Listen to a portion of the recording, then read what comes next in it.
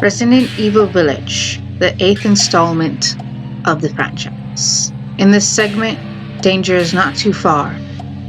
Close your eyes and count to 10. The hunt will soon begin. And things can only get worse before it gets better.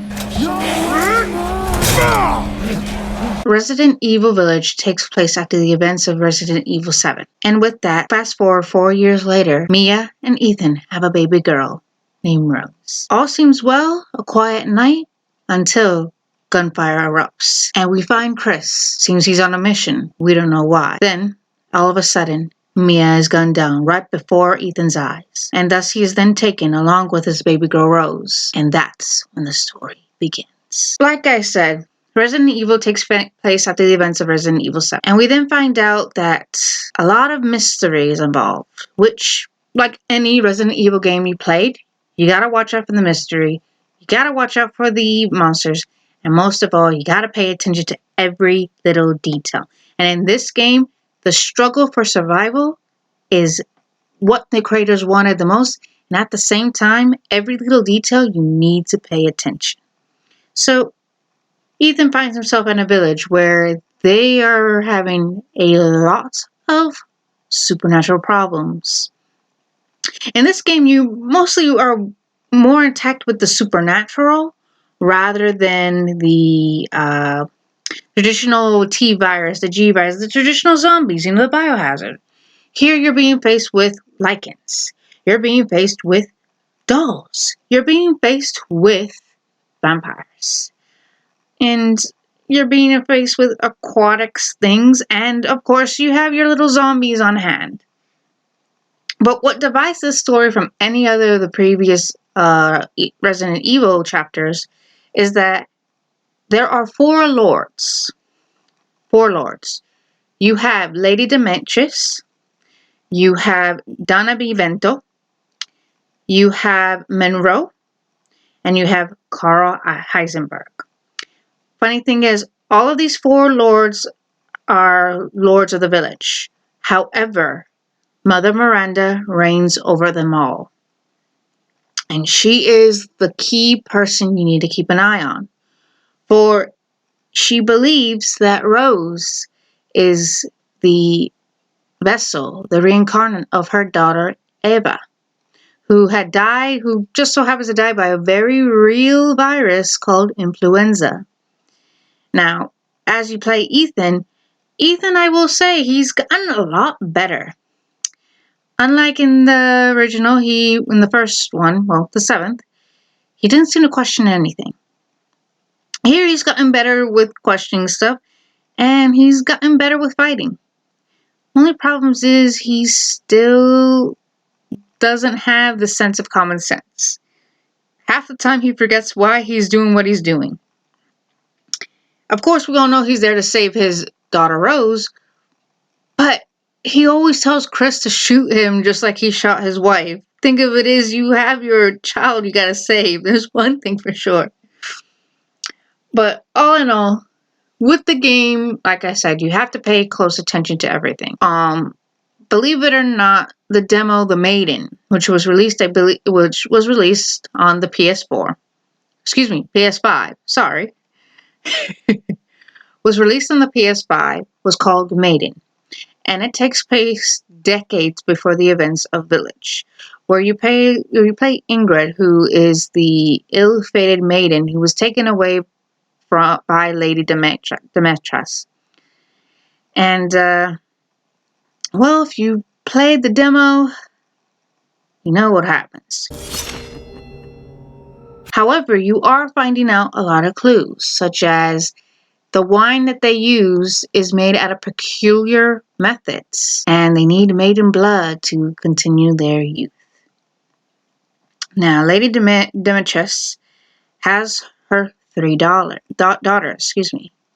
Bella, Cassandra, and Daniela. Of course, as we learned through the game and through the journals, their weakness was the cold, due to the fact that they were infected by the Cadeau that the flies that ate their bodies ate. And the cadeau is connected to the mitomycin, which Mother Miranda uses to try to get her daughter back. And the cadeau she has given to each of these lords, all of which she believes are unfit. Yet, they are the ones you have to kill before you get to Miranda. You have Lady Demetrius, who is the vampire. And you have Donna Benevito, who is the doll maker, and her story is pretty sad. Monroe, let's just say he's a mama's boy. And Carl Heisenberg, I would say he was the worst of the worst, but he wanted nothing to do with Miranda. And you find out why. All of these lords rule over the village. And with that, Umbrella Corporation is not far behind. Lady Demetrius has the swords in the castle. Donna Benevento has the moon and the sun, which is with her dolls. Basically, when she was younger, she hid her face due to a scar. Around that time, she ended up losing her parents. Let's just say the doll speaks through them. And like always, things aren't what they seem. Monroe has the symbol of the mermaid, the fish. And Heisenberg has a symbol of a horse and a horseshoe, for he rules over the factory. Monroe rules over the reservoir. Donna rules over her property. And Lady Demetrius rules over the castle. Kind of creepy. However, you're able to defend yourself in this game, which is pretty neat though. And through everything else, it's pretty simple. Of course, there's one thing that was really cool about this game was that the maidens in the Castle Demetrius was oftentimes you find out that those zombies were the crew that she had, the staff. And the staff actually had journals of their own, which you could tell right off the bat, it was not really good. What's also interesting about Lady Demetrius was that she was inspired by Elizabeth Bathory, the wife of Dracula, as they will call her. I'm not going to get too into Elizabeth Bathory's story, but she is oftentimes linked to vampirism and how she would treat girls under her rule. Well, anywho, like I said, I'm not going to go too into it. If you guys want to look it up, look it up. She wasn't a good person. Was not a good person. However, the game, I don't know, like I said, if you have the patience, which I have very little, but luckily I was able to run through, and you're able to solve the puzzles as best you can. Some puzzles you kind of have to do, like the statues, I had to play around with it. I had to read the plaque again and again just to understand it. Of course, the torch was easy enough, and the doll, the puzzles in the Donna Benvento's house, that was a little bit hard. I also tried to keep away from the baby. Ugh. But then again, what was also really cool is that Donna Benevento, her concept was to be a doctor and that it was going to be a haunted house, but it didn't work out like that. But what's also pretty cool was she was working more with the hallucinations, the flowers, which is why Ethan can see the baby, symbolizing the failures and how there's a possibility that due to his lineage, Rose may end up like him or maybe be even stronger, which is why it would explain why Miranda's afraid, at least according to what Heisenberg said. But how can you say? All in all, I liked the game. It was kind of sad though. I mean, if you think about it, if Chris would have told him what was going on in the first place, the game would have happened a lot differently. But then again, in the words of what my mother would say would be like, then it wouldn't be a game. It wouldn't be a movie if it happened that way. And that's all in all. If you played the game, you know what happens next. And it's kind of a sad tale. It's just really sad. But you know what? It happens. The creators wanted it to be a struggle for survival. That's what the main theme of this chapter would be: the struggle to survive, the struggle to keep going. You know, you had these villagers who thought they would be protected, especially by Mother Miranda. But once she had the child, all hell broke loose. And thus, very, very few villagers were left. And either way, even if Mother Miranda was still a protector, how do you stop the spread of anything? You eliminate it, even if it means sacrificing casualties, which in war, there's bound to be casualties. Small, I guess, a small price for the cause, as some people would say. Resident Evil 8 it's a struggle. I mean, it's not hard, but the enemies are very aggressive. I kind of like in this one, Lady Demetrius, when she's stalking you with the urge, like Mr. X in the Resident Evil 2 remake. Also in Nemesis in Resident Evil 3, how it stalks you, how, you know, there's some aggression, but not enough. This one, there is aggression. She takes her claws out and whips them out. You know, there's also a small reference if you pay more attention to it. You know how Mr. X, whenever there was a zombie in the way, he would smack him out the way? Well, Lady Demetrius will do the same thing, only if you're smart and you're having all these zombie maidens come after you, have her come after you with her claws and she'll slice at them and she'll basically kill them for you. I mean, if you're willing to do it that way, you can go for that. But all in all, you know, good game, sad game. I mean, you can also find a lot of Easter eggs. I mean, if you go back to Louise's house, which happens to be before when you first meet Heisenberg and the rest of the lords, you are then faced off with the Alpha, which is like those. Oh my god! Like, oh god, the Alpha. I mean, if you guys haven't played the game, play it, and then go back to Louise's house after you faced off with Moreau. Go back to Louise's after you face off with Moreau, and yeah, you're in for a treat there. That's if you guys want to go on your little side quests and things like that. I know a lot of people, after they play the game, they'll go back again and they'll go through, you know, returning slabs from Grays, and they're facing off patrols. They're going back and locking the baby in the elevator, you know, things like that, you know. So it all depends. I mean, if you go on side quests, that's up to you. Heisenberg's level, my God. Jeez. I mean, it's obvious. No matter what game you played in Resident Evil, there was always an obvious weak spot you had to go.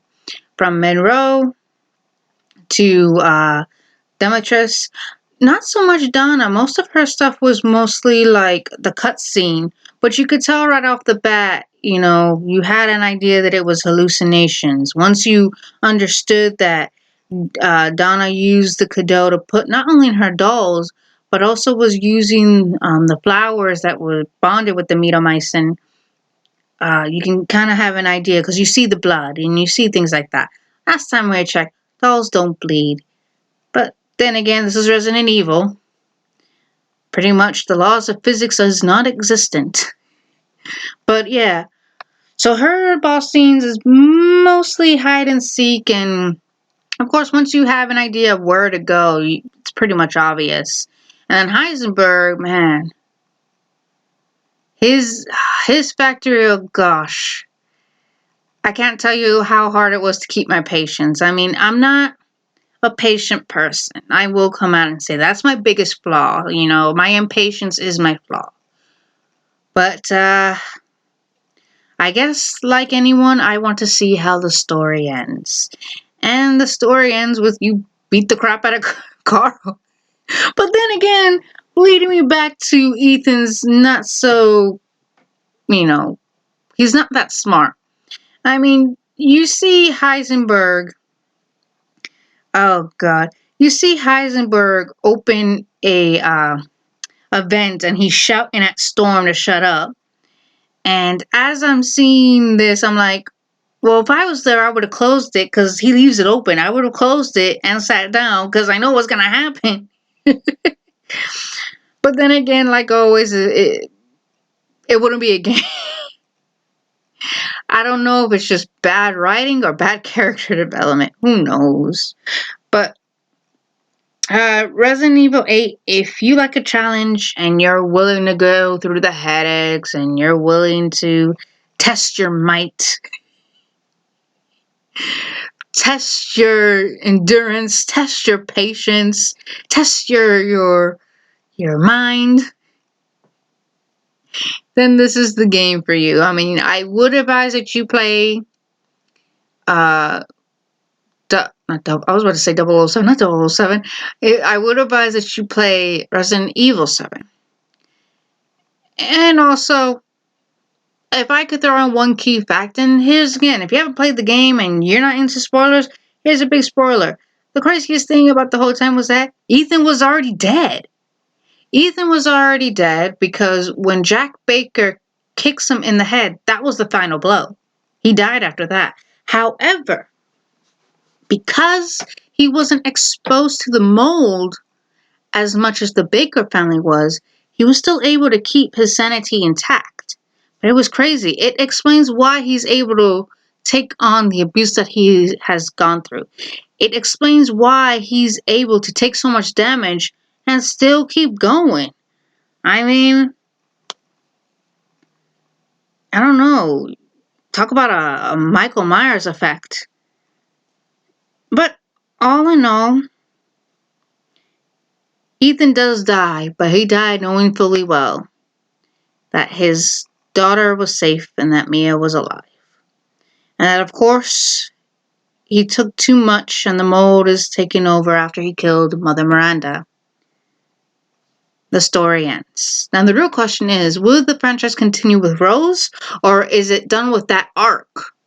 Although the mitomycin and the mold and the Kado and all these things, would it be put into other franchise, other chapters, or are we done with that arc? Because like I said, Ethan only appeared in Biohazard 7, Resident Evil 7, and this installment. So who knows? We'll see what happens. I mean, how does it end? Tune in, you know? Where do we go from here? We'll see what happens. I hope all is well. For him. Well, rest in peace, Ethan. Who knows? Now, speaking of Resident Evil, Netflix is going to be releasing, I believe, in June. Maybe July. I believe most likely, yes, it is June. Infinite Darkness, Resident Evil Infinite Darkness. And apparently it takes place after the events of 2000, meaning it takes place in 2006.